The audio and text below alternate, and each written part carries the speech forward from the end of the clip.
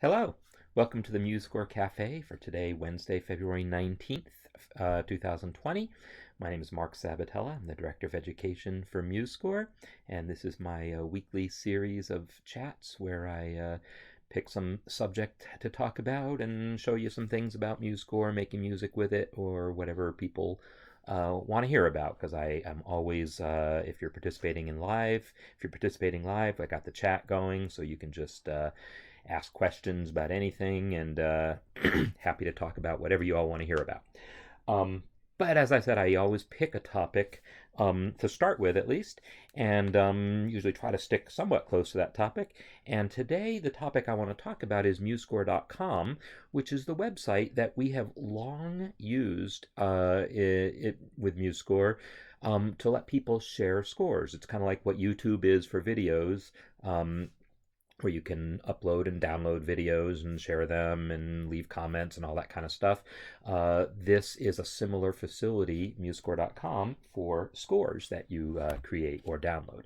And this facility has been around for, I'm not sure actually how long when it first launched.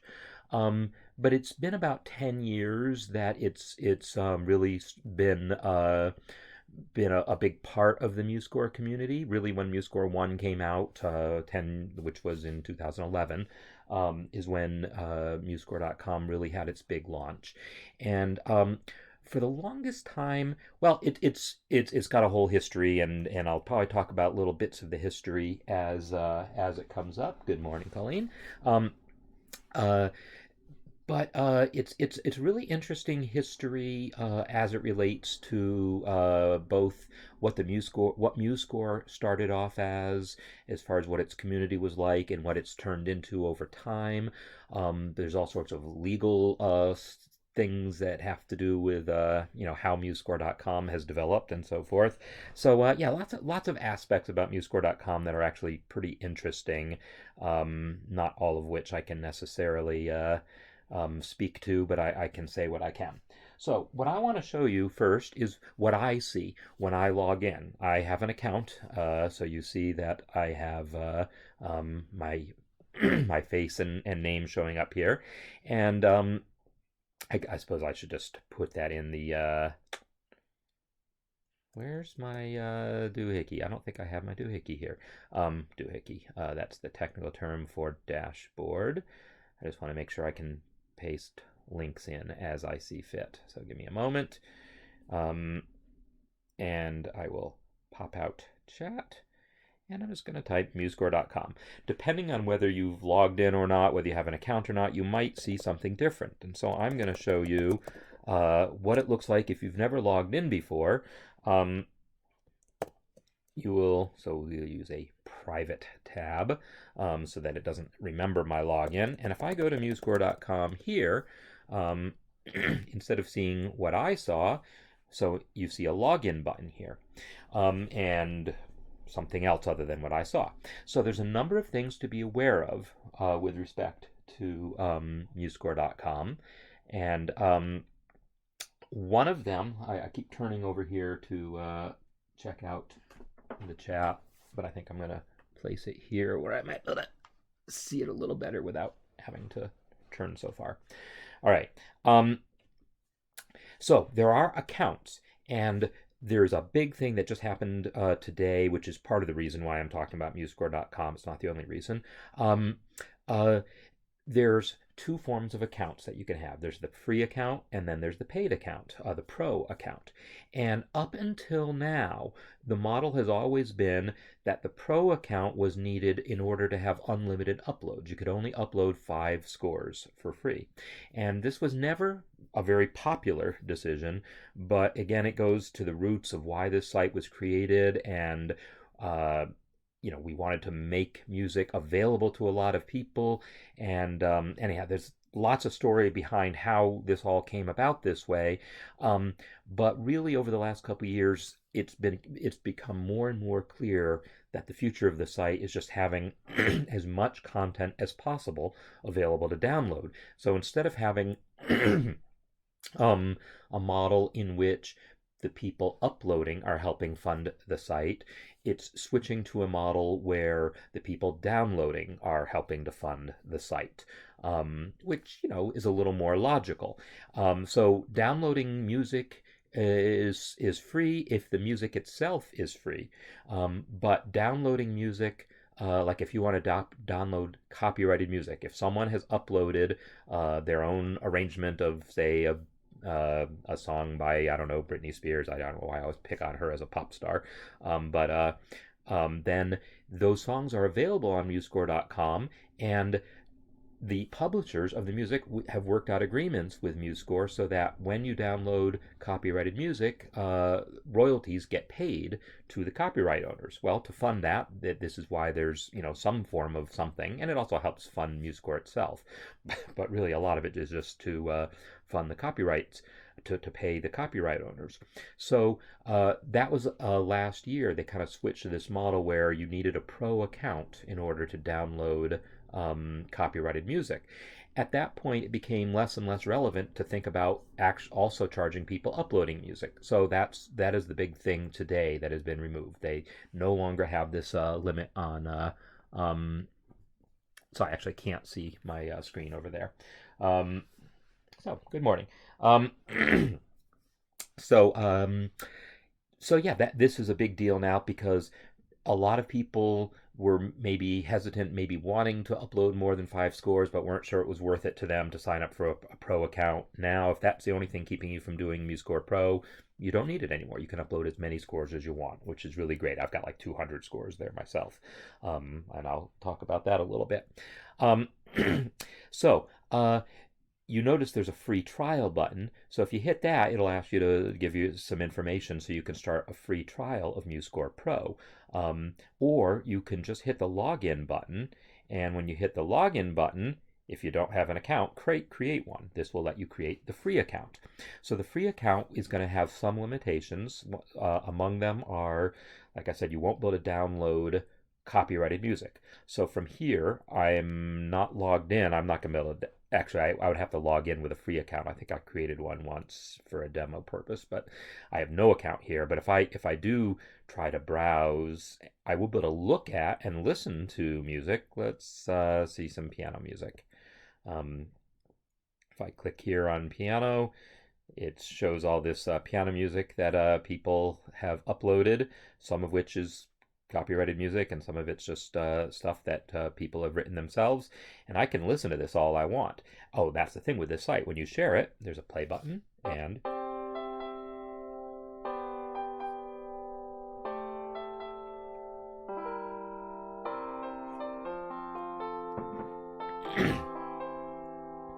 so the site, you upload the music, but then it will let you play it back.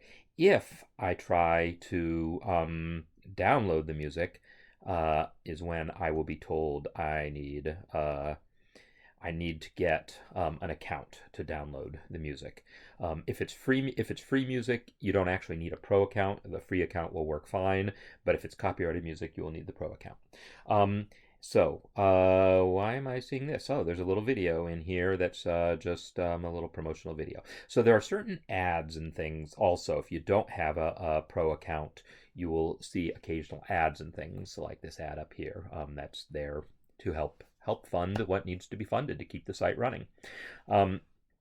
So the once you've I guess I'll talk about it from a user's perspective of using the site so you can see what's all on here, and then I'll talk about putting your own music on it. Because actually, like when I've gone to like I went to a music education conference last year. I've gone to several, but when I went last year, I would talk to people about MuseScore and if they've used MuseScore. And a lot of people would say, "Oh yeah, I use MuseScore all the time. I go there and download stuff to use for whatever." To a lot of people, MuseScore is MuseScore.com. That is what they know. It's a site where you can view sheet music, download it and print it and so forth. They're not even necessarily even aware that there is notation software that is available for free that you can create things with. So just this site itself is a huge community of, I don't know if it's millions of users or tens or hundreds of thousands, but it's many, many, many users of this site. So some of the things that you can do is, you heard me playing back this score. There's also, let me go actually to my own uh, my own dashboard so I can show you other stuff. So if I go, I'm going to go and show you one of my own scores so I can see through this menu here just my own scores. And these are my scores, and some of these you'll see are listed as unlisted. That means they are not, they won't show up in searches. If you search for these scores, they won't show up. These are all scores that I'm uploading as part of my online course that I'm developing. So I've made some of them public and some of them I haven't.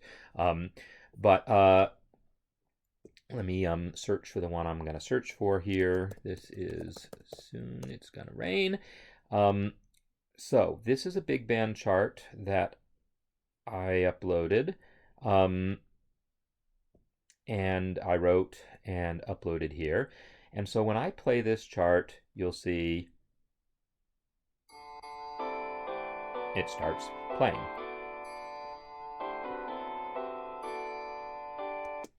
So, but there's a number of other things, and I can also click where I want it to start the playback, and it will start there. So you can, use this to just play individual portions of your score. I want to hear just this little part.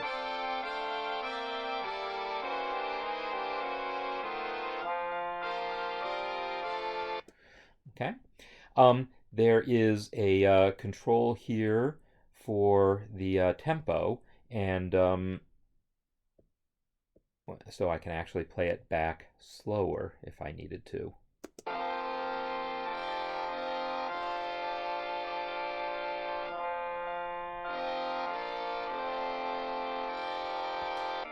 Now you might wonder, why is there a control like that? Well, a lot of people use MuseScore.com to learn music. You might find some sheet music there and like, oh, I want to practice that thing, but I need to be able to play it slower to learn it because they're going to learn it by ear, or maybe they just want to play along with the playback.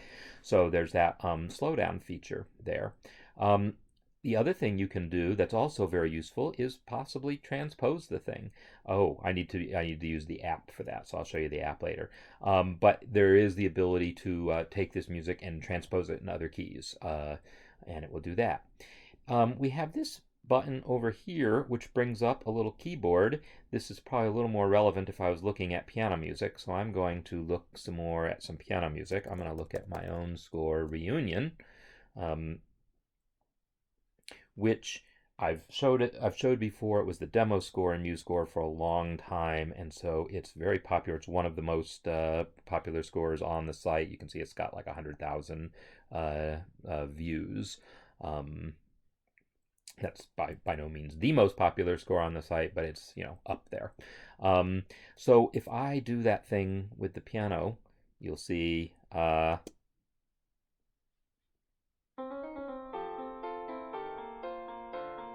What is it doing? Nothing. Okay, so there is a facility, maybe because it's an older score, it's not fully enabled. Let me come here and show you this one. This is the other learning mode, and it shows this nice little graphic with to help you learn the piece. It makes it kind of a fun learning thing. It's like if you've played like Guitar Hero and some of these video game versions of music apps, this has got kind of a similar interface here. That's one of the other things you can do within MuseScore. Within while you're viewing this. So let me turn that off. This mixer is something else I want to show you, but I need to go back to my big band score for that. So let me go back to Soon It's Gonna Rain, and when I'm looking at Soon It's Gonna Rain, I hit the playback button. Well, let's say I really just want to hear the guitar part. I can switch this to the synthesizer, and now when I play it back, it's so what it was before. It was playing back like basically pre-recorded audio. It had previously converted the score to audio so that it could play back smoothly. But now what it's going to do is use, it's going to synthesize it on the fly. So it's not necessarily while I'm broadcasting, it's probably going to be pretty hiccupy, but it's not normally. But I can now do things like say, you know what, I really just want to hear that soprano sax part. Let's solo the soprano sax part. And press play. Press play. Alright, that's clearly not soloed. Yeah, it always goes wrong when I'm trying to demo things, right? That's not what I meant. This is what I meant. Alright, well.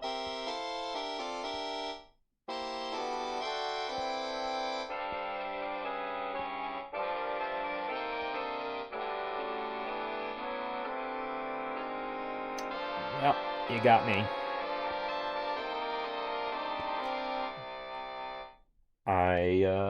It always happens when you try to demo something live, something doesn't go the way you expect it to. And to be honest, I don't know why that's not working, because I have successfully used that feature before. So it could be something I'm doing wrong, could be something that's off on the site right now. I don't know. So sorry, I don't know what to tell you there. But anyhow, there's that mixer there. The other thing, though, that's kind of cool is, let me think, which song did I just do this with? I just did it with Different Worlds. So this is the other thing you can do, is you can synchronize the score with a video from YouTube. So I have recorded, so if I play this right now, we're just going to hear computer playback. So that's fine. That's not going to be very impressive once it comes to the part like, okay, it's going to sound good while it's playing back the notation.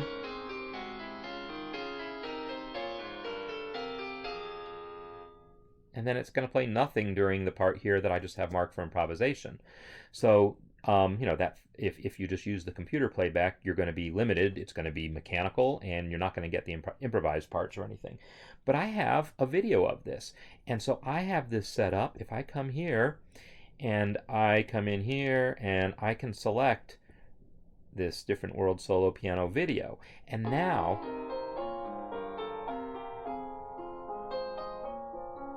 it's using my playback, my piano video,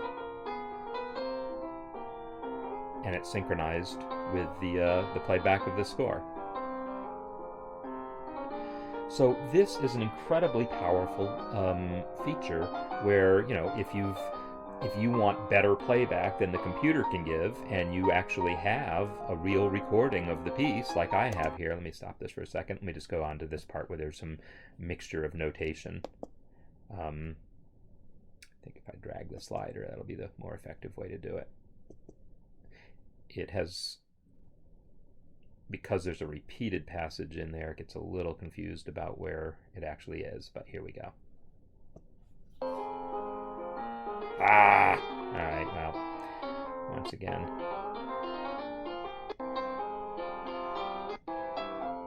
There we go.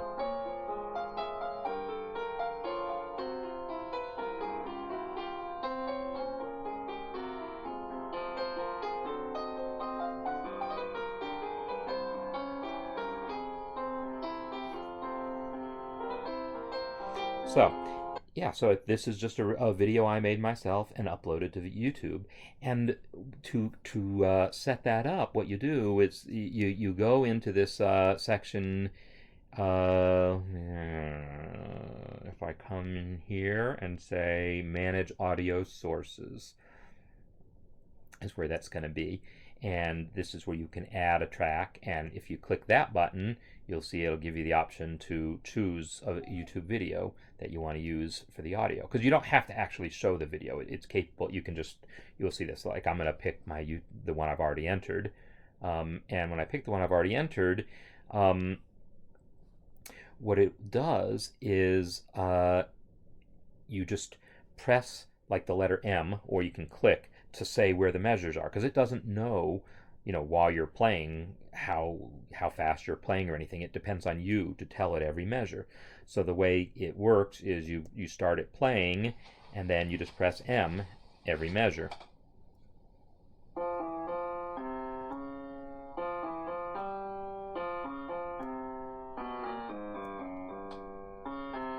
and so on. So it'll put in. I should have cleared the old markers first. There's a button for that somewhere. I don't want to save this, so I'm not going to save this. But here's where you can say also that you want it to only use the audio and not show the video.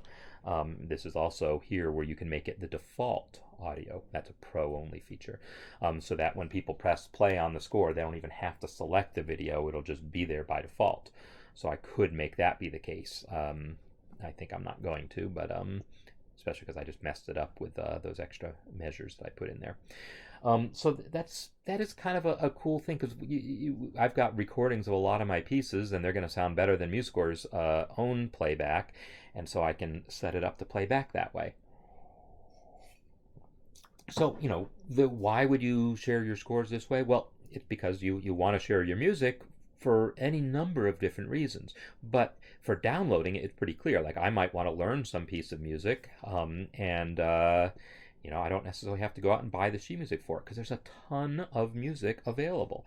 If I want to, here's the Pathetique Sonata, Beethoven, which is the last classical piece I was just and I was using in a lesson, and I needed to look at the third movement.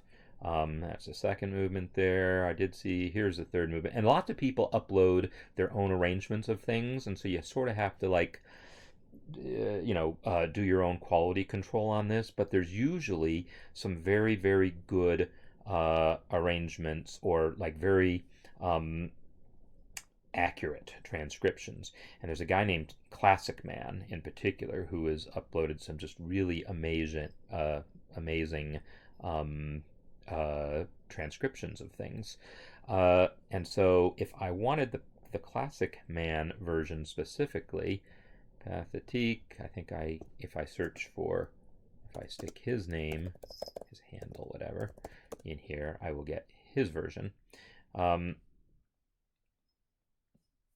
Maybe he doesn't have one. Maybe I'm mistaken that he had one, or did I spell Pathetique wrong? Anyhow, if I go to one of these other ones, because I know I just got that third movement. That is so weird. But, so here is someone who has created his own version and uploaded it. And when I press play, it'll presumably play. I'm wondering how he did this, because it looks like he superimposed graphics on it, because it looks like a scan. So I'm not actually sure how he did that. Oh no, he put note names in it. Look at that. Let's can I zoom in on this? I can with the app, but I can also just within Chrome. Look at that, he put note names in all of the notes. That's why it looks kind of a little funny there, as a learning aid. So that's something that he did. But that's actually bugging me now, because I know Beethoven Sonata, that I was just looking at Classic Man's movement 3. Well, that's weird. So I don't know. Yeah, there's all this music available. I've made a ton of my own music available, partially just because why not? A lot of it's just lead sheets, and people can download and play them themselves. The lead sheets aren't very interesting to listen to on their own, because it's just a melody. But I've also done a lot of work in making educational materials available, and so I want to show you what some of these are like. Some of them are pretty crazy. I'm not going to show you one of the, well, I'll show you a crazy one just so you can see what's possible. But for instance, I will jump ahead here. I'm not wanting worksheets. Well, these are worksheets that I've put together in MuseScore for people to complete who are taking the online course. And so I've got text, and that it gives you the instructions and the numbers. The exercises are all numbered, and then there's room for you to write in your answers. And here's for this one, what you're supposed to do is actually write out the chord. So I've created room for that. But the cool thing about these things is that they're all active, and that's why I don't want to show you a worksheet. I want to show you one of the handouts where it's not about me asking you to fill stuff in, but me explaining stuff. So here's one on meters.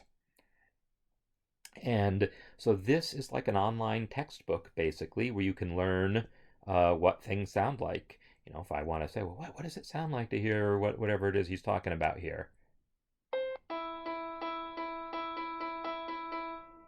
Right? And so it'll play it back. Or I can jump and you can hear all the different things, all the different theoretical concepts being played back.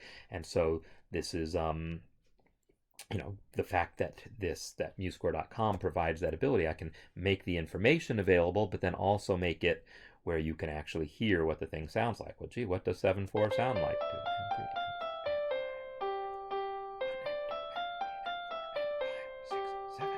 So,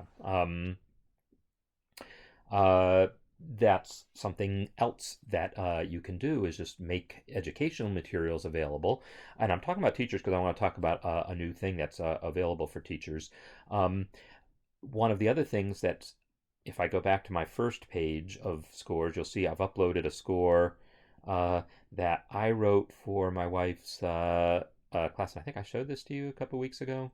Yeah, we used this as an example. That's right. This was from either last week or the week before. And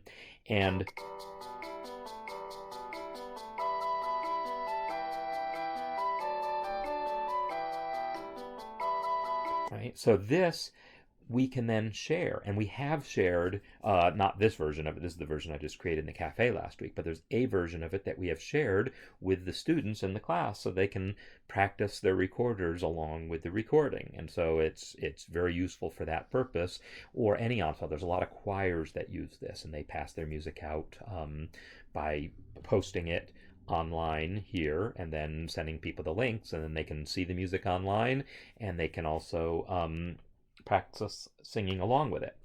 You can also then access all this music. If I'm doing this right, then I can show you the mobile app, which you're not seeing because my phone's turned off at the moment. But the mobile app lets me play and view scores and have access to a lot of those same sorts of features. So it's still loading, but if I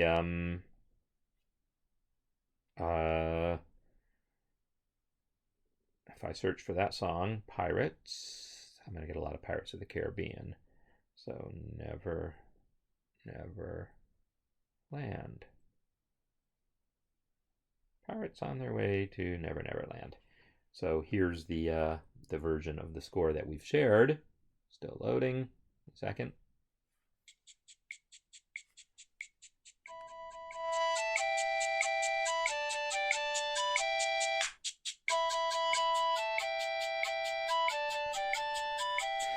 And maybe it's too small to see on the screen right now, but it will happily zoom in and do all the things you expect it to do with the app.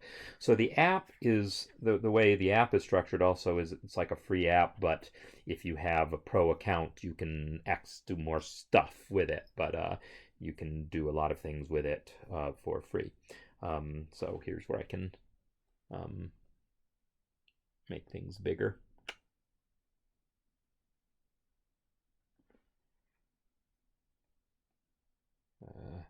Not working at the moment. Don't know what I'm doing. Anyhow, you can't see it anyhow. It's too small. So anyhow, that's some other stuff about MuseScore.com. To get your own music on there is dead simple. You got your score here. All you got to do is click this upload button here, and when you click that upload button, it will prompt you to log in, which you do. And once you do that, I'm surprised. Is it gonna yeah, it's gonna show you my password and all that kind of stuff. So I think I'm not going to do that at the moment, but it just gives you a dialog box where you enter some basic information about the score, the title, if you want to have a copyright notice on it or anything like that. And it will upload the score, and then it's available, and then you can mark it private if you don't want. Because a private score only you can see, an unlisted score won't show up in searches, but you can send the link to people. In addition to sending the link to people, there's a secret link you can send people, which allows them to download it rather than just view it. So there's all sorts of things like that. There's also a whole community on MuseScore.com. So,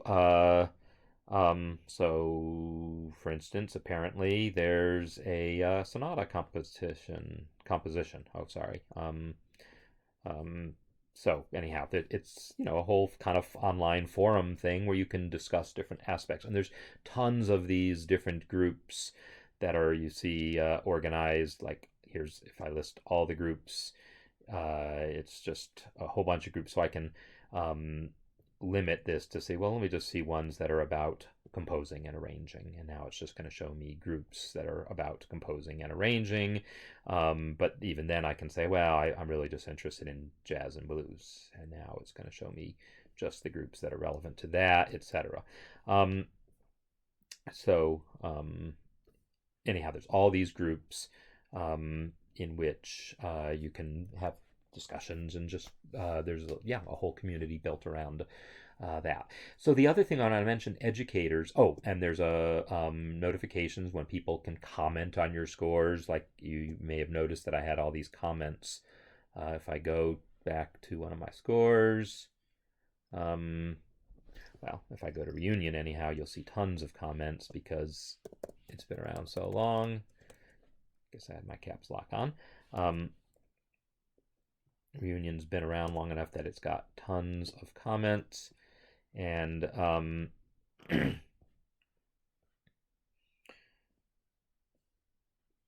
so yeah, here's all these comments, and then I can respond to them and so forth.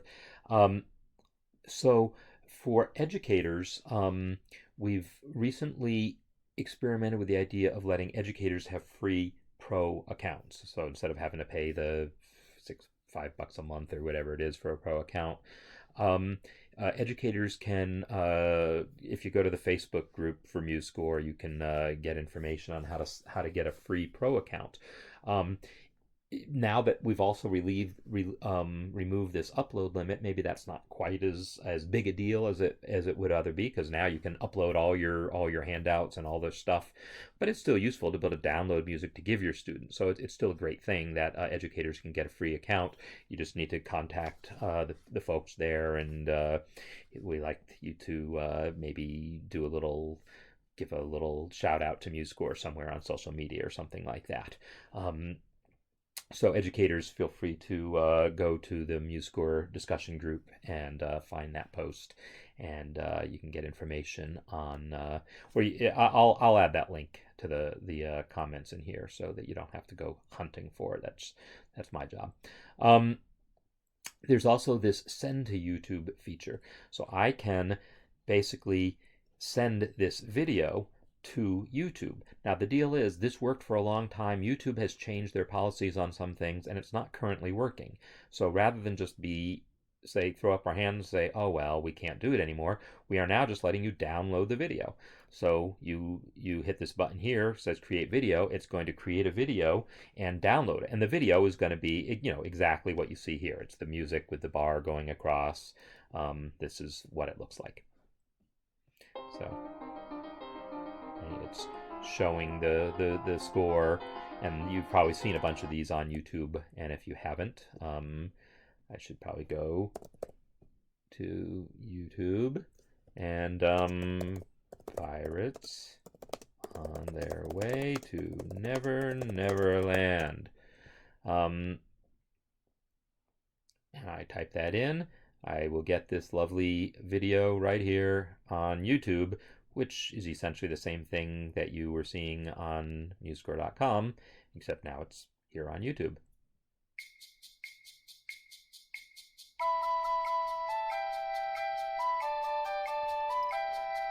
So with the YouTube send to YouTube being technically disabled right now because YouTube is changing some stuff that we have to work with that we haven't worked it out yet.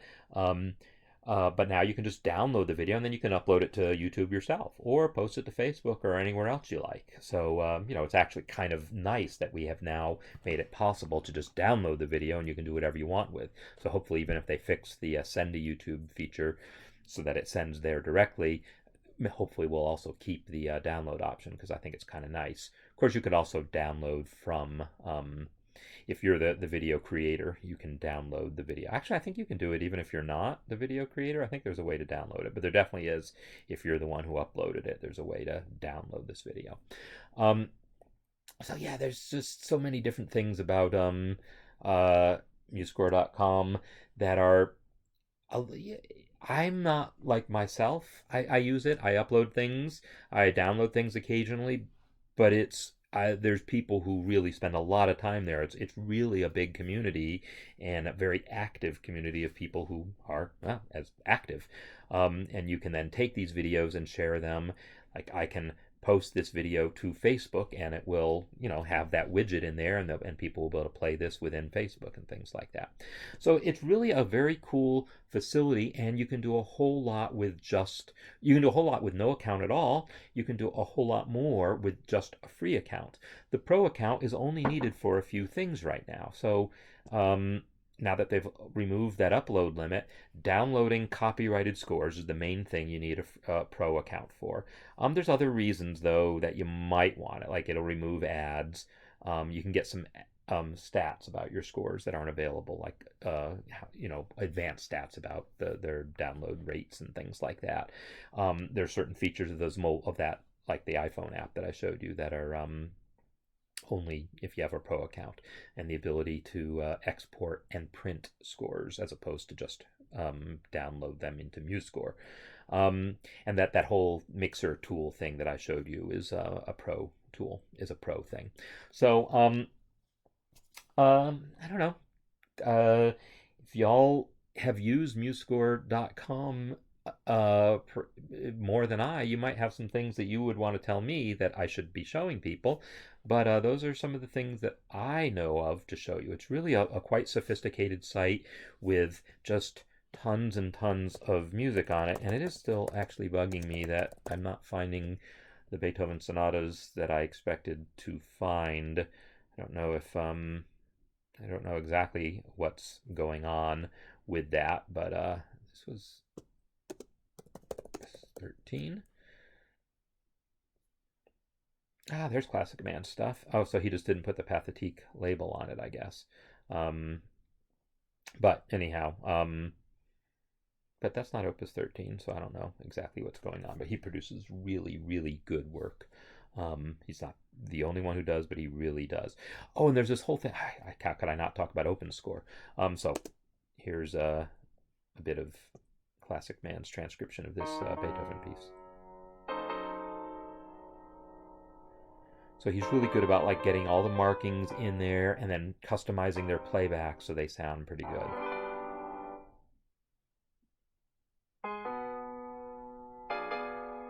So he'll put in all the little invisible tempo markings and things you need to get it to play back, exactly the way you want. OpenScore is this whole project that MuseScore is kind of a co-sponsor of, and the host for, in which there's all of this music that isn't just uploaded by random people, where like Classic Man, I always trust his transcriptions, but other people might post their version of a Beethoven sonata and it might have errors, who knows, or it just might be their own simplification of it that they've posted for whatever reason, or arrangement for flute and guitar or something. But if you go to the OpenScore page, you find all these scores that are actually like kind of professionally edited. I mean, it's people volunteer to do it, but then there's like a whole review process, and also you can see this is the person who actually transcribed this piece, but the piece is like, I won't say guaranteed to be error free, but it's pretty professionally done and really reviewed well, and the OpenScore editions are really quite trustworthy. And the whole idea is that we want to make as much music available in this form, not just available, like there's tons of music there on MuseScore.com, but now we're talking about ones that you can really trust for like real serious musicology purposes. So like people who are wanting to study some symphony in a college course, you would have the ability to maybe find that symphony through OpenScore and have a version that you could study the score, you could purchase the score, go to your music library and see the score, you can listen to the recording, but through OpenScore you can get this version that you can actually work with in MuseScore and transpose and slow down and do all these things. Um, and a fast way to add a retard. So certainly I can show you a fast way to add a retard, since some of the scores that I were showing you had that. So like this, let me just finish this one train of thought here. So this is the OpenScore edition of this piano quintet. So if you want to analyze this piece in a college course, or just talk about it in any way, it's really nice to be able to just say, hey, let's go to that one little section here and really just talk about what's happening in this section. And then you just click right here and start the playback there.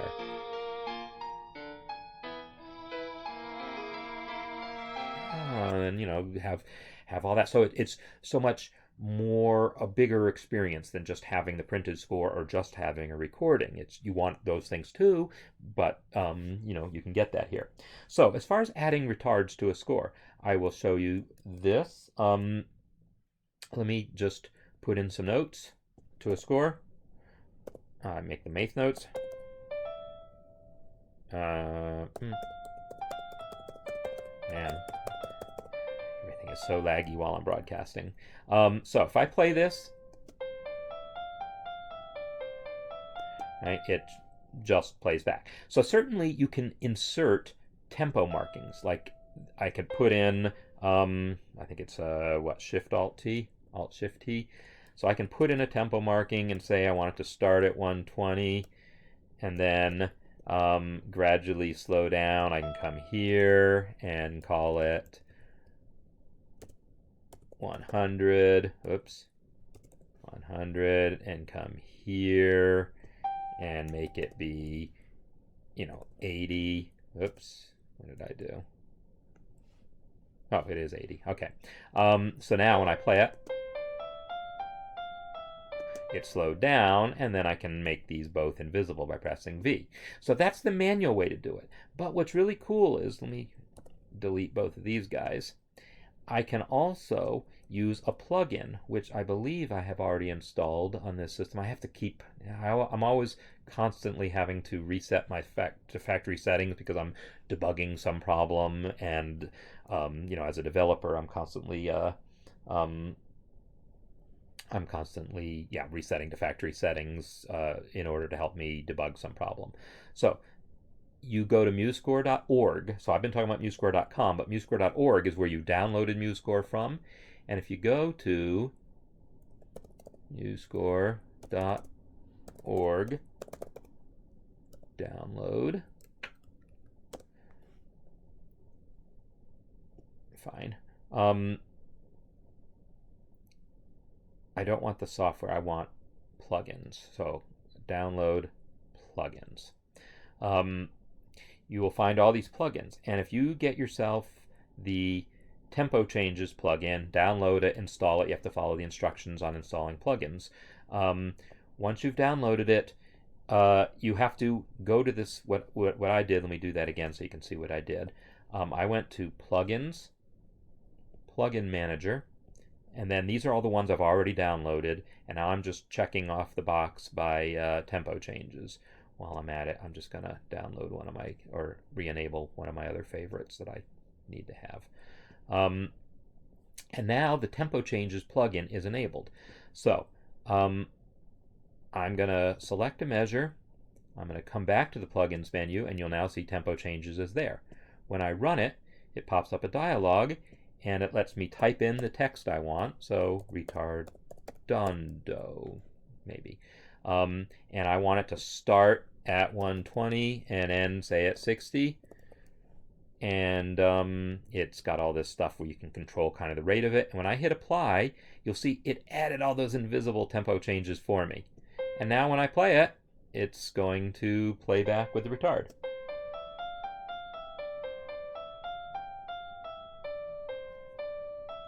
So there you go. It put in all those invisible tempo markings. It left the last one visible because maybe you want that there, but if you don't, you can just make it invisible yourself. So that is the easy way to do it. Someday, yeah, we'll probably have just built-in support for retardando, but for now, it's available via a plugin. So, and then when you upload that, so when you do upload to MuseScore, it normally will just it'll resynthesize the sound, and all these markings, all those things will be followed. If you're using any custom sound fonts within MuseScore, um, which is a topic for another cafe, but if you are using them, you'll see a box when you go to upload your score, a box that says upload score audio, and that makes sure that the audio that gets uploaded to MuseScore uses your custom sound font. So, you're welcome. All right, so yeah, I just wanted to talk about all these things about MuseScore.com because really it's interesting because I spend most of my time thinking about the notation software. I spent a fair amount of time on the forums and the issue tracker and other things relating to MuseScore.org. But the MuseScore.com website is hugely popular. It's got an enormous user base. And a lot of those people are barely even aware of MuseScore.org or aware of the MuseScore software itself. And yet it's a part of what MuseScore is, and it's part of what supports the ability to even have MuseScore. That was part of the original vision of the founders. And I guess now I'm talking about history a little bit, but the original founders of MuseScore, Werner Schwer, Nicolas Froment, and Thomas Ponte, were founders of MuseScore as a company. And Thomas, they were like trying to figure out how we could sustain this as a business, but no one wanted to charge for MuseScore itself. We always wanted the MuseScore software to be free. So what was the way to do it? Well, Thomas's background had always been in sharing of sheet music, and he had tried to run a few other sites involved with that. And when he found MuseScore, he was like, oh, now here's a way to kind of combine my interests. So MuseScore.com was developed as a site where you could share scores, and yeah, that would be the commercial site, which is why it's .com instead of .org. But the whole idea of it was to enable MuseScore to be free by, helping fund the development of the software, so that the software itself could always be free. And that remains the model through a number of changes. I mean, Thomas, Nicola, and Werner they've essentially moved on. As many of you know, Ultimate Guitar is now kind of handling the business aspects of running things. But the software is still the same open source software it's always been. But MuseScore.com is now kind of associated with with the Ultimate Guitar sites. Um, and that's where so they've been putting a lot of resources into development and adding new features, and dealing with the copyright issue, because that was a huge deal, and that's kind of was what was starting to get out of hand, where the copyright owners were like, no, you're letting people download music and we're not getting paid for any of it. That's not working. And so rather than just take all that copyrighted music down, Ultimate Guitar came in and said, hey, look, we can work out license deals and make sure that these copyright owners get paid. So it's really a wonderful win-win thing. You just upload your music, even if it is copyrighted, and the system will, figure out, oh yeah, that's copyrighted music. This is who we need to pay, and get it done. So anyhow, that is my spiel on MuseScore.com. If you have other questions, feel free to type them into the chat here. Next week, I want to talk about next week, what I'm going to talk about, because it's actually a very cool thing. Everything's cool, I think. What it is a new, well, the app is called Stream Deck, and Stream Deck itself is not new, but a new feature, a new product that Stream Deck is this thing. It's like a device, but it's also a mobile app that gives you controls. So I think hopefully you can see the phone I'm holding up here has got all these little knobbies on it. Let me see if I hit the play button here, if it lets me, convinces me that you can see what I'm seeing. No, it's continuing where I left off, so that's not going to help. But anyhow, hopefully you can see. It's got all these knobbies on it, and if I go in and I say articulations, and now it's showing me all these articulations, you can see my screen, hopefully. If you see my screen and you see this thing, watch what happens. I'm about to hit the accent button. Boom. Do you see that? Is that like magic or what? So the guy who developed that, Philip Rothman, is the head of the Scoring Notes blog, which is this great blog that just covers all sorts of things having to do with notation software. It started off as the Sibelius blog, but he eventually expanded to cover other notation software, and I've written guest articles for them. So anyhow, I'm going to have as I've mentioned before, I now have the ability to have guests on this. Philip is going to be my first guest next week, and so we'll talk about the Notation Express. Is Stream Deck is the product, the physical product, and the app. Notation Express is the specific thing, and I'll put a link in here to Philip's stuff. Notation Express is that specific extension or profile, I guess it's called, that you load into Stream Deck that gives you all these MuseScore specific controls. Because Stream Deck can work with all sorts of different programs and give you all sorts of customized controls. So anyhow, I'm going to have Philip as my guest. We'll talk about Notation Express, but we'll talk about the Sibelius blog and lots of other stuff about his experience, his career, basically, in the world of music notation. So yes, next week special edition here. We'll have a guest artist. Guest presenter. All right. I see one last question here. How do you add a voice staff? A tenor in between a piece. I'm not sure I understand what you mean. What do you mean, Jay? So I can certainly add a voice. I can, if I go to Edit, Instruments, Edit, Instruments, I can then pick vocals and say tenor, and now I have a tenor staff in addition to my piano staff. So if that's what you mean, then there you go. I'm not sure what you mean by in between. I guess it went in between the piano staves, maybe. Is that what you mean?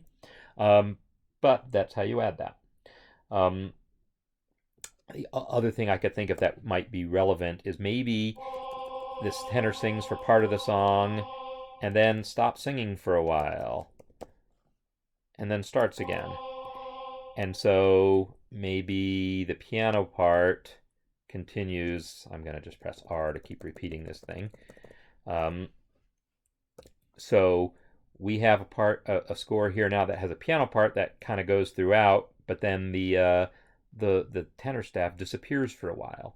I can go to Format, Style, and on the Score tab here, Hide Empty Staves within Systems. And when I do that, you'll see that that tenor part shows up where it needs to be, but then it disappears where it doesn't need to be. So there you go. So that's how you do that. So anyhow, hope you've enjoyed today's or learned something out of what I talked about today. I definitely encourage you to explore. If you haven't created an account, go ahead and create a free account. Just hit that login button. Don't mess with the free trial unless you're, by all means, the free trial is fine too. You can sign up for a free trial. And then if you like it, if you feel like the pro features are worth it to you, you can let it morph into a pro after the free trial expires, but you can just keep the free account forever if you just do the login and sign up for a free account to begin with. So definitely start browsing around, upload stuff, do things. When I mentioned there's those groups where people have discussions, you can post scores to those groups and get comments. Lots of people do that, and that's how they get their comments, is by posting them to groups where they get some attention. So anyhow, it's a really cool thing. I said that already. But Philip's, I'm going to really enjoy talking to Philip Rothman next week, so I definitely hope everyone tunes in for that. Then I'll have some other things to talk about. I got some exciting news about PDF import features that are coming to MuseScore in a future release that I'll be able to show off in a few weeks. And any number of other things that I still want to be able to talk about. So I will take my leave now and get back to work on what I'm working on, like my online course and some other things, and let you all get back to what you're doing, and I will see you next week. Bye.